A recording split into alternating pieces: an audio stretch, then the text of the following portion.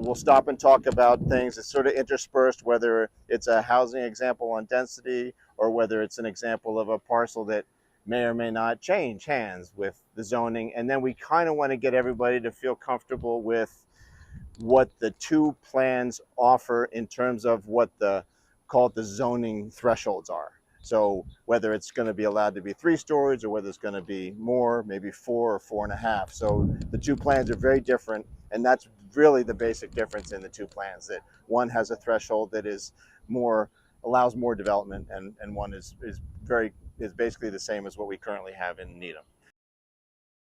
2003, 2005, this was built. It was built under General Laws Chapter 40B that overcomes local zoning. The original proposal was for development with more units. I couldn't really find anything with that number of units. My husband says it was 12. I'm not sure it was that many, but it ended up being 6 units. And one of the very important things that happened that was good is this house. This house is one of the oldest houses in this part of our town, because back in the early 1800s, the center of our town was down on Central Avenue. And this house was the original farmhouse on this half-acre or so plot of land. It was farther back. The developer was simply going to tear it down. But what the developer finally agreed to was a historic preservation restriction. And Mr. Titoldi got an award from a state agency for protecting this house. The house got moved forward and preserved. And the other thing is, this has 6 units. And under 40B, 25% of the units in the development have to be affordable. They could have done 8 units with 2 affordable, but it ended up 6 units, 2 affordable. This is one of the affordable units, and I believe the woman who bought it was a town employee. I'm not positive, but that's my memory. And then the unit way behind there, and by say units, they're like separate houses, each one. It's a condominium, and these are for sale houses. And the one directly behind this one also is an affordable unit. This is an example of how multifamily housing can fit into a neighborhood and be well designed and provide housing. This is Denmark Lane. And what I thought was interesting about this property, and this is under the category you could talk about it as residential density, multifamily residential density. Its density is 12, a little over 12, so it's a little under what the MBTA requirement is. But as things are developed over time, the requirements are for an average of 15. So you could have things that are lower density, like what we saw on Garden Street, or like this at 12. And then you could have things that are much higher, and we'll see examples of much higher density. So there's going to be a mixture of densities depending on the size of the site, depending on the scale, depending on where in the zoning they have more ability to build. This is 1981. There are 17 units in 2 buildings, and it's a dog leg. So most of the units are actually on the other side, and they have their own little backyards, as you can see, but they're basically townhouses. And so ordinarily, I'd call them row houses, I guess, because townhouses these days are typically groups of 3 and 4, so you have more end units. This has got 2 end units and a lot of in the middle, and then the other one is a continuous with 2 end units. So more likely these days, these kinds of multiple shared wall or party wall constructions they try and break them up a little more for value. But this is an interesting example of something that's quite charming. It seems to have its own presence. It does back up to the tracks, and it's also got the convenience to the downtown. So I thought it was kind of an interesting example for us to look at for density. But I think this is where you start to speculate about what will happen in this district. And this is part of the district that's being rezoned. So it's likely if you were to look at this and say, well, those are pretty wonderful. They're 1981, so they don't have a lot of years on them. So is this density at 12? Is there enough of an inspiration or an incentive for someone who owns this to think about changing that? And you're probably going to argue it is condominium, which is actually wonderful. It's wonderful, but it makes it harder. Yes. Harder. Yes. Um, right. The carports. Yeah. All the people that are interested in the MBTA rezone, in terms of the people that will actually be building the units, are all going to be the end builders. If this site was like there was nothing on it, and just looking at it and understanding the context, in my mind you have residential people over here, so you want to keep the context of that neighborhood. So I think what I would do, if there's no zoning, is you build something that's 3 stories on that, a single building, and you step it up to 4, because on that side you have the street and nobody cares about that. And the way this is laid out, in my mind, you don't see people doing car parks and stuff like that anymore. And easily on this site, you could do 40 to 50 units without it being seen as humongous, and it would be 3 in the back, 4 there, and then it would be attractive to a bigger audience. Otherwise, you're going to see what we all see in Needham is a lot of people building, 1.8 to 2.2 million dollar townhouses, which really isn't, in my opinion, going to solve kind of what Needham is hoping to achieve. So this is interesting. This project is senior housing, and it's actually got 28 units. And the density this is where we start talking about density numbers have to be taken with a grain of salt. If you do the math, which is the number of units on the size of the site, this is 63 units an acre. So you can see how the average over the course of this district could actually work out to 15 if you get something like this that's higher density. And again, this is surface parking, so there's not even any structured parking here to serve this building.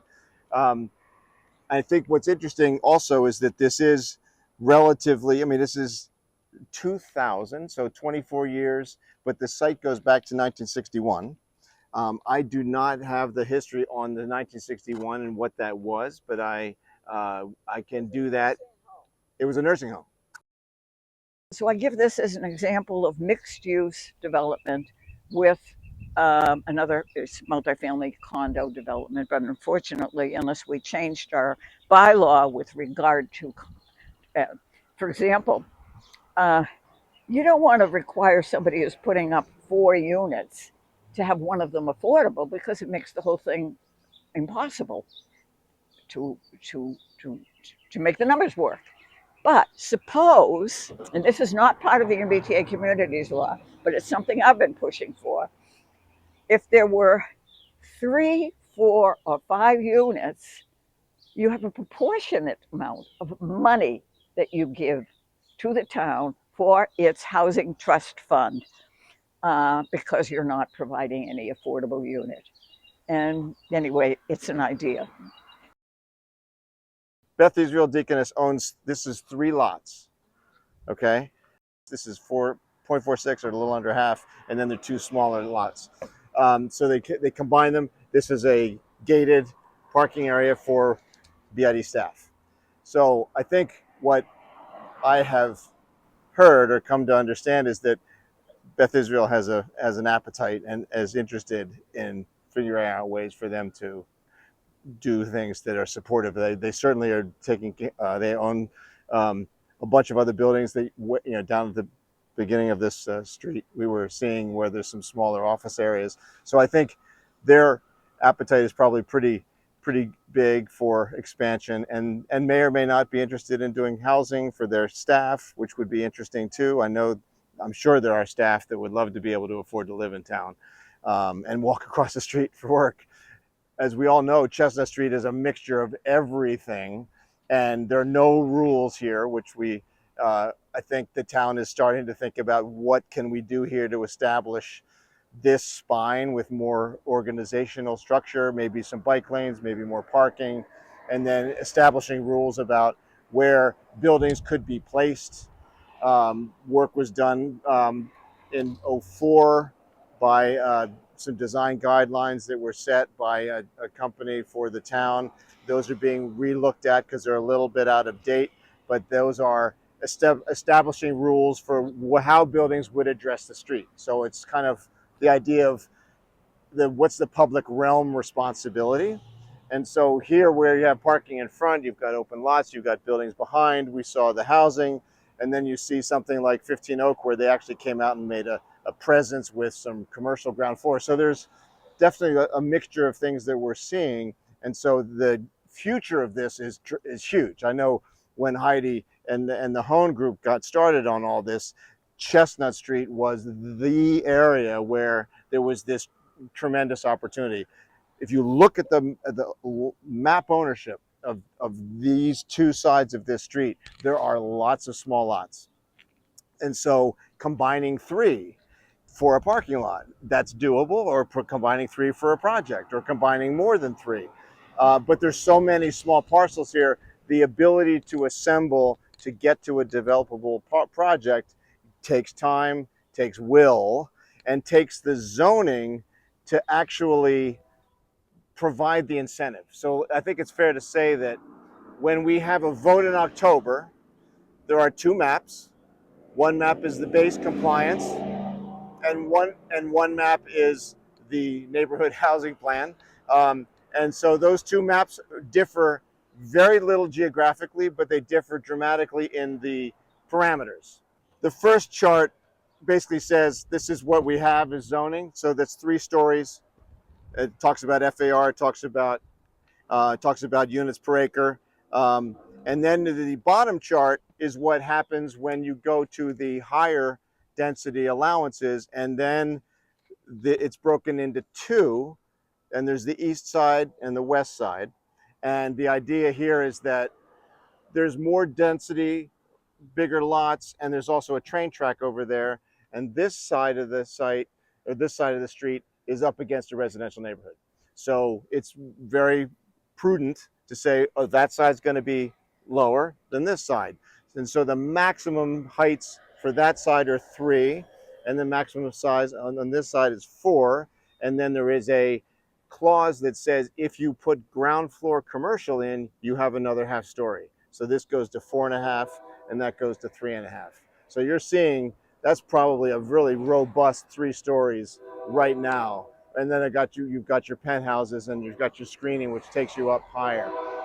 And then we saw the housing that was, as Bob said, it's not really 4 stories, it's about 3.5 stories that we saw. So this is just an example for us, I think, of saying there's a lot of future development potential here, and that's why the 2 maps are interesting, because we have to weigh what's the right set of thresholds that's going to inspire this to actually get developed. I mean, I live in Needham, I love Needham, but honestly, if somebody was coming in from out of state and you were like, yeah, this is one of the most affluent, desirable communities in Massachusetts, would that jump off the map? This is area, particularly in my mind, this side, because even the residences over there, I would put it to you that they're not really part of a neighborhood per se. There's some disparate 2 families and whatever. You back up against the tracks, you're on here, but the problem is there's so many small parcels, and it's going to be really hard to do something meaningful because you're dealing with different owners, and some want to sell and some don't, and some want 150% of really what it's worth on the market. So in that area, which I think is awesome for redevelopment, I think it's going to be challenging unless somebody has the wherewithal and the checkbook to really try to put together an assemblage. Over here, you have some slightly bigger parcels, but I mean, the brick one, it's not amazing, but I would be hard pressed to think somebody's going to demolish that and build. I mean, it's tenanted, it's probably cash flowing. That building on the corner is a nice building. So it's going to be challenging, but I would say, in terms of compromising with people that are worried about the character of Needham changing, this is the area that has the least impact and the most bang for the buck, where you really should be doing some big buildings. You could do without creating a canyon effect. You could do 3 and 4 stories all day long through here and really not only be doing good stuff. You'd have more apartments, you'd have senior housing, you could have some condos, you could have ground floor restaurants. From my perspective, this area along the Chestnut Street corridor is really kind of where Needham, for those that really believe in housing and making a difference relative to creating different types of housing, different price points, ownership, rental, senior, it really, a lot of it can occur right in here and would be attractive to developers that probably aren't in the business of doing development on a 10,000 square foot lot. Because development, for a lot of people, what people think is hard, and there's certain efficiencies, and to do a 40 unit building sometimes is the same level of effort to do 4 or 400. So to get people excited to do 6 units and 4 units, because it's time consuming, I'd rather do something more substantial. This is 32 Junction Street. And the thing that's really interesting about this is that it is sort of tucked away. It's quiet. There is the train station right across the street, so it's an incredibly convenient if you're a commuter. And it has 5 townhouses. This is 21 years old. And this is obviously, looks like these are all fully occupied. And it's tucked in a very quiet spot. And yet it's got this great convenience. Literally, Roach Brothers is a stone's throw away, and you're right on Chestnut Street, but you don't have any of the busyness of the street. So it's kind of a nice little area. And I think what's valuable is to know that this density is 19 units per acre. So this is pretty much an example of what is in the range and a little bit above the range of what MBTA district is looking for.